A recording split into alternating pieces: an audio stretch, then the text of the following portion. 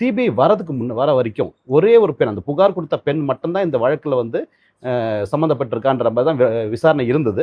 அதன் பின்னர் இந்த திருநாவுக்கரசு என்ற திருநாவுக்கரசு கைப்பற்றப்பட்ட ஐபோன் மற்றும் சபரிராஜன் எதிரி ஒன்று சபரிராஜன் என்று கைப்பற்றப்பட்ட அந்த லேப்டாப், இதில் உள்ள பதிவுகளை பார்த்து அதுக்கப்புறம் அதை வந்து தடய அறிவியல் துறை கோவை அவங்களோட உதவியோடு அதை அழிக்கப்பட்ட பதிவுகளை ரிட்ரீவ் செய்து அதன் அடிப்படையில் தான் வந்து இந்த வீடியோக்களில் உள்ள ஆதாரங்களை வச்சு தான் இந்த சிபிஐ அதிகாரிகள் வந்து அந்த பெண்களை வந்து அடையாளம் காண முயற்சி எடுக்கிறாங்க.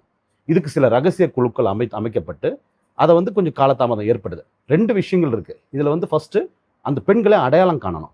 2வது அந்த பெண்கள் அவங்க குடும்பத்தினருக்கோ அக்கம் பக்கத்தினருக்கோ அவங்க சொந்தக்காரர் யாருக்குமே தெரியாமல் அந்த பெண்களை அணுகி என்ன விவரம்ன்றது தெரிஞ்சுக்கணும் அப்படின்றதுக்காக சார் நீங்க பண்ணீங்க. அது இல்லை, இது பொறுத்த வரைக்கும் அந்த இன்வெஸ்டிகேட்டிங் ஆஃபீஸர்ஸ் பார்த்தீங்கன்னா இது வந்து அதனால தான் இந்த புலன் விசாரணை கொஞ்சம்